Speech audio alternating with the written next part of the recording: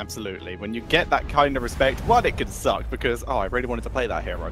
But two, it gives you a bit of time to step out to play something different. Because sometimes the Tassadar meta was always one of the... a lot of players really were not fans of that because, oh, I played Tassadar every game. And then Tassadar got buffed and he became an auto ban. And those players were like, oh, thank God, I can play something that isn't Tassadar. I love the Team Liquid Nuruk reference there. I like it. Yeah. But now, though, we're going to be starting on Cursed Hollow. Neither of these teams have a favourable win rate on this map, with a 0 to 20% win rate. Yeah. Not looking good for those teams here. Of course, KT didn't really have that much time to accumulate a couple of games here on this very battleground. So, on the other hand, they did really have a good phase 1, so don't take these statistics for granted, because the SOA we see here cannot be compared to the SOA we saw last phase, so they're definitely going to come out a lot stronger in the upcoming games here. But for now, they need to hold their own, and they need to confirm once again that they are indeed riding the wave of momentum here against their opponents, KT. This is probably one of the most exciting series we're going to have today in terms of, you know, storyline. KT, the newcomers, so the upcoming hungry team starting to redeem themselves for their weak phase 1. Now, let's see, Uther ban. That's pretty standard, nothing out of the ordinary. No target bans, either KT not knowing or not being too afraid, not valuing that Zarya super high. Remember, we are on the live patch, so there are other heroes that could be preferred. Yeah, absolutely. And immediately we have Genji being locked in. Genji hasn't really been allowed to enter the battlefield in the previous series. He was first banned by RPG every single time.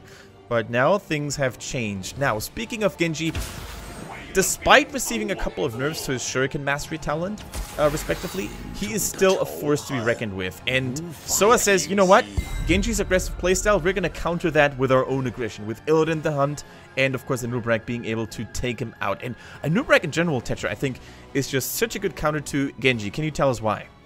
Because Cocoon. Yes. Because Cocoon is really good. You have Cocoon to support and try and burst down Genji with the high CC you have, or you Cocoon Genji himself and just ignore him for as long as possible. Speaking of which, have you ever thought about just in terms of Heroes of the Storm how ridiculous? Oh god, the double Genji potential. But have you thought about how kind of silly Genji's deflect interaction with a lot of abilities in Heroes of the Storm is? Yeah. Like, you can deflect Living Bomb while it is on you. You could be literally on fire and somehow swinging your sword blocks some of that damage and also sends it back. Yeah, the same goes with Lunara's poison. I think Genji is literally cutting out all the infested body parts and just flings it over. But I mean, technically speaking, he's a machine, right? He's half man, half machine. So maybe he is. Yeah, he is true. He is slightly mechanical, thanks to Angela Ziegler. You're right. Also, slicing through those huge particles like an arcane orb, for example, right? He just destroys the entire spell with his sword. Yeah, it's a weird interaction, but the logic for this is it's a video game, so all good. Exactly. So we see Greymane and Arthas banned out. The Arthas, great counter to that Illidan, and Greymane would have been a lovely hero to fill out the roster for SOA to give them some range damage and some potential extra all-in to go with the Illidan. So very sensible ban there. Isn't it cool how both teams basically pick heroes away from each other? Like, both Abathur and Rhaegar would have fit so nicely into SOA's comp, but KT's like, we're gonna take those two guys first before you can. And Illidan all of a sudden turns out to be a little bit weaker, because with Abathur and the support he provides to Illidan, he becomes insanely more dangerous. And Rhaegar, of course, you know, those two heroes have been best buddies for life ever since the early alpha phases, because they match so well. And Lunara, so we're not going to see the Uncle G Zarya or a Tassadar coming in, so it's a solo support going with Illidan here. I'm wondering which support this could be. We still see Karazim, we still see Malfurion, we still see Brightwing. Those are the top options, I would say. We could maybe still see an Ariel with combined with Lunara. She should have enough energy generation. But yeah, you're right. I'd be concerned about running Ariel into a Genji. Yeah, very true. So, as you can see, the two primary main supports for an Illidan comp are already denied, simply because KT banned Uther and they picked away the Rhaegar. So, all of the remaining supports are not necessarily ideal. They can work, though. Like, Brightwing could work with the shield build, still something we get to see a couple of times here in the past. And, of course, we can also see the Oriole, maybe with Lunara, or, as you said, the Kharazim, because Uncle G. Because Uncle G, hooray. So, what else can we see here coming in from KT? There's only the tank, and there it is, the Muradin, and they even go with an extra melee here. They have Genji as their solo ranged, basically, and bringing out the Sonya, another hero who you can just sit that symbiote build Abathur on top of. All of their heroes, actually. If you sit a symbiote build Abathur on top of any of these heroes, they're going to have great sustain. If you take Lightning Shield on Rhaegar, then you can get some crazy value out of that and some great combat capabilities. Stick it on Sonya, we know what happens. Stick it on Muradin with Skullcracker, and your day is miserable. And of course, the symbiote on Genji allows him to be the perfect backline assassin. And worst comes to worst, you get two of them. We see a very similar approach here by KT compared to Tempo Storm yesterday at the North American HGC, where they all chose to go for heroes that are good head targets for Abathur. The Muradin, of course, is very, very scary. He becomes this unkillable menace after acquiring healing static. Sonya, as we mentioned, really, really good target as well. Genji, we all know the fear that a double Genji or even just a buffed Genji by Abathur's head can still on his enemies. And they go for the Kharazim after all. SOA here, picking comfort above everything else, and I love it. So both teams are going for full aggression mode. Both teams are trying to go for some sort of death ball with 3 or 4 melees, respectively. Who do you think has a stronger death ball? I don't think SOA are going for death ball. I think they're going for blow up, because I don't think they'll win a death ball against an Abathur, especially at level 20 with Hive Mind. There's no way they're going to out-sustain it. So I'm thinking Leaping Strike, Hunt, 7-sided Strike, Judgment. Yeah, that's the only way I think they will win fights. Their goal is going to be to blow up one person as quickly as humanly possible. The Rhaegar, if he doesn't have lightning reflexes on his R key, is oftentimes going to be too late to cast an Ancestral Healing because it has such a long wind-up time. It needs a couple of seconds until it reaches the destined target. So, can SOA blow up a person quick enough, or will KT get enough time to set up the Abathur copy, and of course follow up with everything else they've got? I think that's going to be a highly explosive game, and I can't wait to see what's going to happen between those two teams. Me neither. There is the slightest, but we always go over this because we always like the fun of it. There is the slightest potential of a Bloodlust comp coming in from KT, true. But this is HGC, so therefore it's not going to happen. Ancestral's good. But we mentioned Rhaegar might be a bit slow on that R key. He can be infinitely slow because he can't even do it on himself if he ends up being the target. So his positioning needs to be exceptionally cautious. Yeah, that is a very, very good point, because Rhaegar oftentimes proves to be the one target you want to hunt on as an Illidan. You want to hunt your best buddy for life because he's not in your team, and you want to make him pay in the progress. Now, so I actually gotta say I like their team comp, also because of Trivial. So they basically have 2 hard initiating tools if they want to, the Hunt plus Judgment. If they synchronize those 2 abilities on the Rhaegar in perfect cohesion, then they're gonna have a long chain of stuns to really prevent that support from living, because as you said, Cleanse can't be used on himself, Ancestral Healing still can't be used on himself. Is that going to be the path to victory for SOA though, or can KT cause a little bit of an upset and get a nice victory in that game 1? We're gonna go to Curse Hollows, ladies and gentlemen.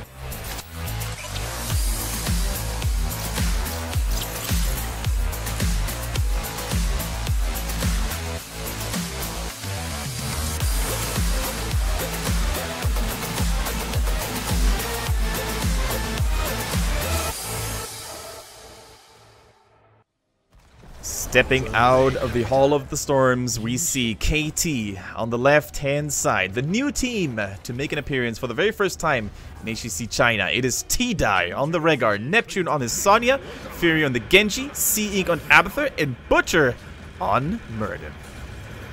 Whereas on the right-hand side, it is going to be SOA. Start over again. And playing for them, it is Faye playing on the Kharazim, Uncle G on Nubarak, Tank Ovo on Lunara, Spark BZ on Tyrael, and it is Shy playing the Illidan.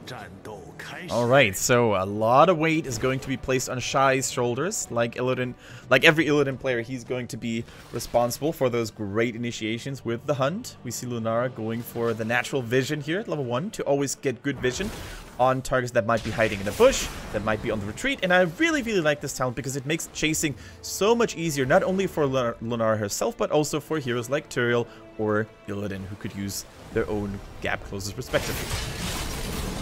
They need to be very careful, and SOA really do need to control when these fights happen. To quote Illidan himself, sometimes the hand of fate must be forced.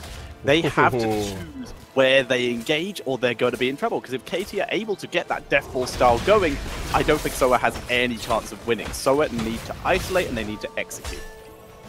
Tetcher, my respect for you has increased even more if that had been possible, because someone clearly knows the Legion World of Warcraft game. I love the trailer so much. Well, it's also from Warcraft 3 as well, so it's a double reference there. True. I mean, that reference in Legion was a reference to Warcraft 3 in itself, so get double referenced. Yeah.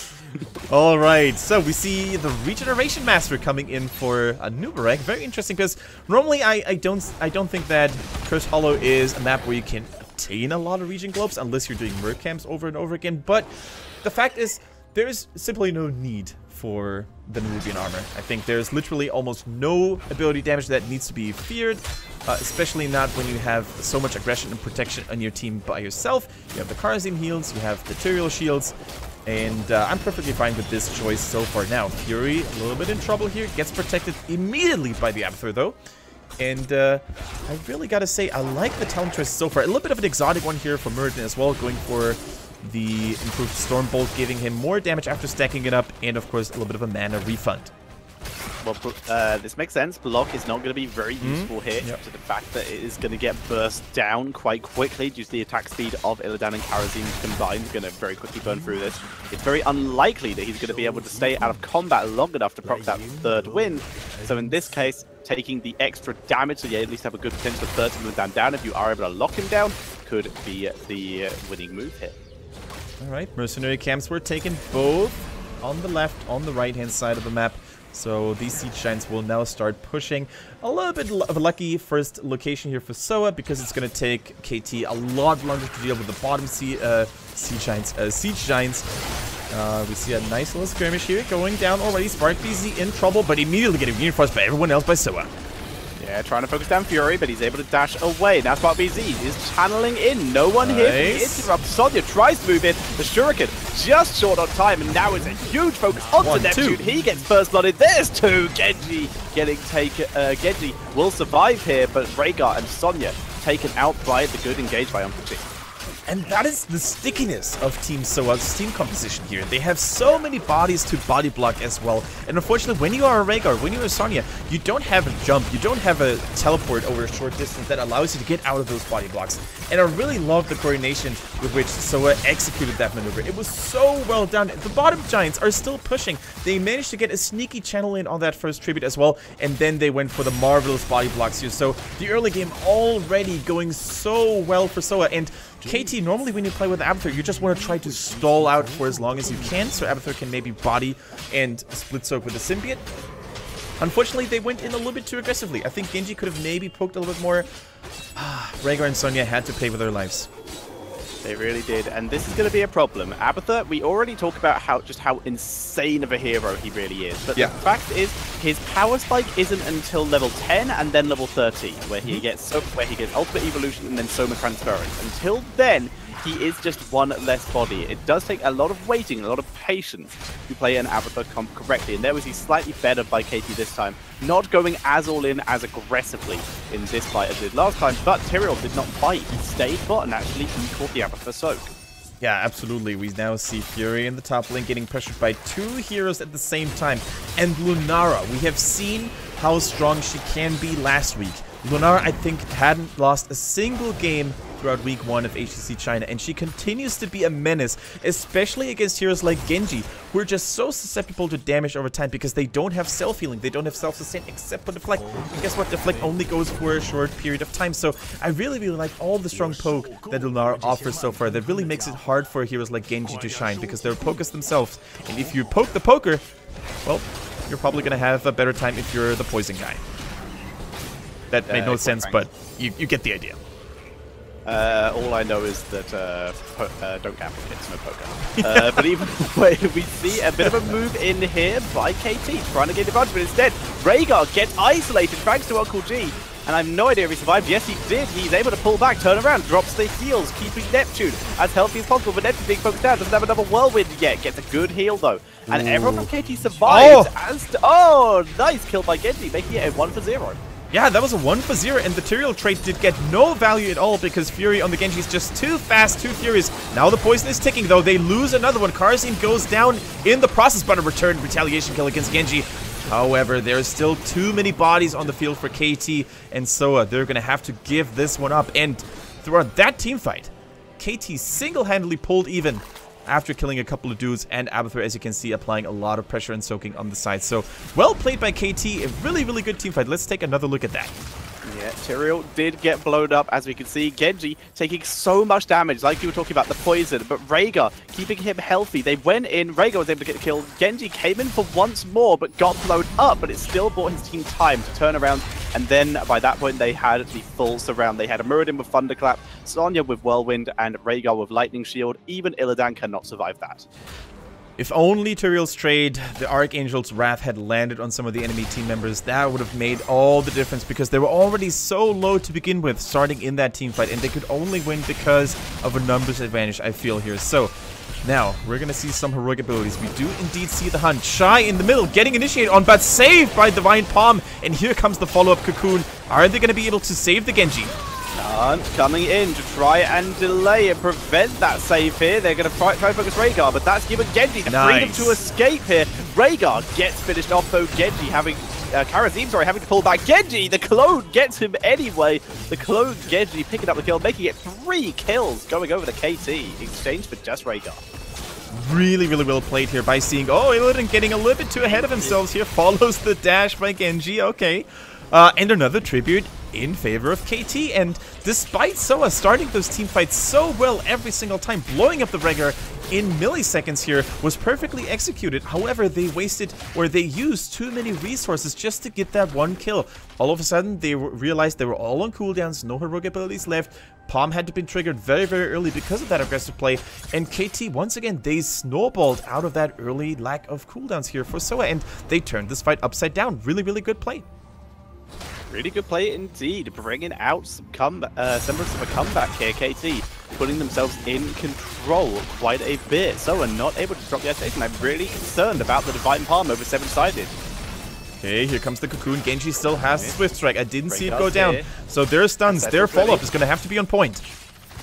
Rhaegar being zoned out, though. He needs to get in range for the Ancestral. It is not dropped yet, and Genji is blown up before the Ancestral can land. Beautiful play, and now it's Rhaegar getting focused down, and KT get destroyed in this fight, even with Karazim down. But the sustain is so much. The dump, the Muradin sustaining through all of this, but the health bars are finally starting to dip. There goes the clone. Muradin focused down, but Sonya's still alive. Both teams actually really struggling for health here. Uncle G stunning up the Whirlwind, and neither team can actually commit to this. Uncle G just going to zone out for a bit. So it's 2v2 at the moment, but the difference is Abathur is still available for KT, and Tyrael is on his way back from base. And Muradin's trade here, the second win, comes in so preciously because all he needed to do was stay out of fight for a little while, and he would regenerate so much HP, more than Anub'arak could, and more than Lunara could as well. And now we see a panic Cocoon here because Anub'arak was really, really threatened by that Sonya. The Cocoon is going to get popped. Genji is here as well, and this might be a very, very safe pickup. Hold on, my thought here.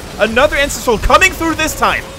This one lands, and now Tyrael having to teleport away to stop himself getting burst down. Bailey also barely surviving. SOA all on the cusp of survival, but Genji changing that factor, and they time it through the palm, getting 2 kills. Nice one by KT, and the tribute is still available. The patience by KT ignoring the Illidan, who is still protected by the Divine Palm. So well played. And look at the the Ancestral healing. The poison was almost enough to take out the Sonya. That would have changed everything. But that one Ancestral, you only need to land one. You can miss a couple, but as long as you get that one decisive Ancestral healing, you're going to be fine and dandy. And now look at that Genji copy causing so much damage in the backline here for SOA. And there, with their backs against the wall, they're starting to lose structure value in top. The bottom fort is going to get destroyed. Middle falls as we speak. So this is all KT's game for the taking right now. Yeah, speaking of that Genji, by the way, he actually just pulled off an insane move by not hitting Illidan with that dash back. After going in for the first kill and then dashing back, he, by the skin of his teeth, missed proccing that Divine Palm. And I don't know if that was intentional or actually just a mistake. If it was intentional, it was incredible move. Did you also see Tank Ovo, the Illidan player, who kept on auto-attacking? I think if he hadn't kept on auto-attacking, maybe the self-heal would have not saved him above that threshold, and maybe the palm would have been procced. Excuse me, it is Shy, by the way, who plays Illidan. But yeah, still, doesn't change the fact that if you're getting palmed as an Illidan, you might also stop auto-attacking if you really want to proc it. Yeah, that would have been really difficult. Oh my. Oh! Coming in, denied by the Cocoon this time. Yeah, we will not know the result of that kind of scenario. Maybe misplay it, maybe he was just trying to give himself the best chance he could. Either way, did not survive. Palm was not procced, and the timing was beautifully done by KT, who currently spending some time clearing out that boss. That is going to delay their push a bit. In the meantime, Lunara and Tyrael taking down the boss in the bot lane. And I love that decision by KT also to just ignore the boss for now. I mean, the boss was already weakened down to, I would say, 70% of its health. So with the tower still standing, the keep still standing, there's no way it's actually going to deal a lot of damage. You also have Abathur, who, in the case of an emergency, could also jump in and help defending. And instead, they go as a 5-man unit towards those mercenary camps, taking the Bruiser camp and now also stealing away the Siege Giant camp in the bottom. So they're trying to maximize their efficiency, their rotation efficiency, and so far they've been really successful at doing so. Now, the top boss has been destroyed. Nothing really too drastic being done over there, I think. In the meantime, look at the bottom lane and the middle lane. They lost the tower lines already, and this is really, really solid foundation for future pushes. Yeah, this looks really, really good for them now. If they are able to get that next curse, which they're pretty far away from. They've had to reset as they got the last curse. But if they are able to grab that, then they might be able to put on some great pressure. If not, these Bruiser caps could be exactly what they need for at least the middle lane. Yeah, absolutely. For now, oh, we see the greatest spell shield, by the way, on the side of Lunara here, as it's being hovered over by our observer. What do you make of this talent? Do you think it's worth taking? It's the anti-Genji, I guess, and when you're up against two of them, it is a little bit of burst protection. I don't hate it. I don't hate it either, because there is a lot of dangerous ability initiation on the side of KT, right? The Sonya could go with a spear, the Genji could go with a Swift Strike and a Dragon Blade, so denying all that damage for at least a little while is definitely going to make sure that Lunara is not going to be the first one to fall. So I do like it quite a lot myself. And to be fair, they don't have a lot of slows to really proc the unfair advantage in the first place. They don't have a Stitches with Putrid Bile or a Jaina or an Arthas, so I do like the choice here. That's wise. So pulling a Hot Lady, only this time they're not the ones who are ahead, but they're playing it very safe. They were already a talent behind and 3 levels behind. They had no reason to go for that tribute. It would not have equaled a curse. So instead, they stay in their base, they let Illidan split push because that's what he does, while they clear up the camps and make sure that they don't lose out on keeps. Exactly. 16 talents are so important for SOA right now. They can get the cleanse maybe from Kharazim. They can go Way of the 100 Fists. They indeed go for the ladder, so more damage and kill potential here on the side of Kharazim now. And more importantly, they got the Holy Ground. So all these excuse me, all these death ball situations against KT where there's a lot of melees following the Genji engage can now be really crippled with the good Holy Ground spread. We see another engage coming in by KT. They counter engage I'm pretty sure the cleanse was used there, but there's the Cocoon onto Genji, preventing the Dragon Blade damage as Uncle D is in full retreat. Sonya wading through the Holy Ground, trying to stop any kind of follow-up, but they're all going around it. Ancestral lands once again on Sonya, keeping her alive. They focus down Tyrael, but a beautiful palm. Wow. And Tyrael teleports away, and that was just back and forth all the way. Both panic buttons were executed perfectly. The Ancestral landing, done. Divine Palm used perfectly. Now the Hunt, which had not been used earlier, was used to lock down Genji. He gets away in the nick of time, though. They're trying to chase in. Here comes Spot, trying to help out here. There's a good leaping strike, finally killing off Genji. And that was just too much damage to be handled. But look at Murden and Sonya, reinforced by Abathur. They are just tearing through this team. They knock up Sonya, preventing the whirlwind for now. They're moving on to the backline instead. They know they can't deal with Sonya with such low health bars. They're trying to just kite her and focus her down, leaping strike, but she's got two. insane with Soma transference. Sonya wading through Neptune. Tyrell's going to explode. Oh, they get the team wipe. Through, and they get the 5 for 3. And Sonya, how do you kill that?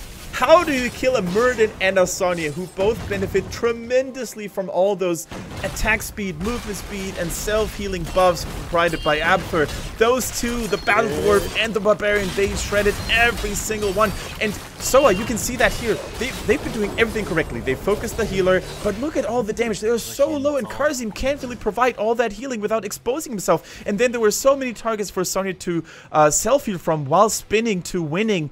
And that was just Tetcher amazeballs. Oh my God. Just focusing down the individual and they got the targets keep. while They got the keep. surviving through it. They did get the keep, and here is where I bring attention to once again. 7-sided strike maybe would have been. These palms have been so good. Not an up there. The palms have been incredible all game.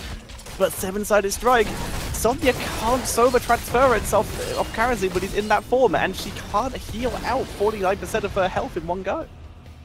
Okay, Tetcher.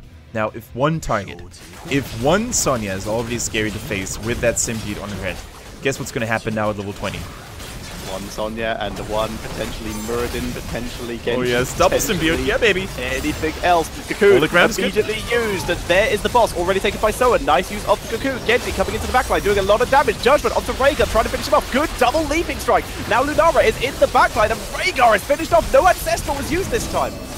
The palm is good though, saves Faye for now. The Dragon Blade hasn't really been successful. 2 members dying on the side of KT. The boss was secured by SOA as well due to a nice holy ground. Can Faye make it? No, he gets taken out again. And look at those 2 stalwart defenders. Butcher and Neptune. That is the name of the game. Abathur making those players as scary as they are all by themselves, even scarier, and they don't waste any time. They secured themselves the curse. No defense available here in terms of structures. The boss is pushing to the core. Sonya's on it. Sonya is a very scary hero to have on the core, and Butcher just equally as threatening. Now, can they take the core though?